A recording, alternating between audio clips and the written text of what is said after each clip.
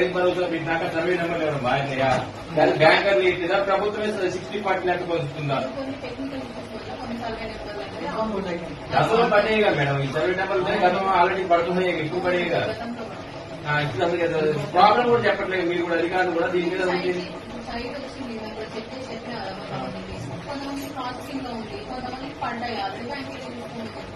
Unload వాళ్ళకి message రాను bank వెళ్ళి చూడవచ్చు. అది మాకు పడలేదు కాబట్టి మీరు ఏమంటే ప్రాసెసింగ్ అంటే అసలు ప్రాసెసింగ్ ఏంటి? Bank processing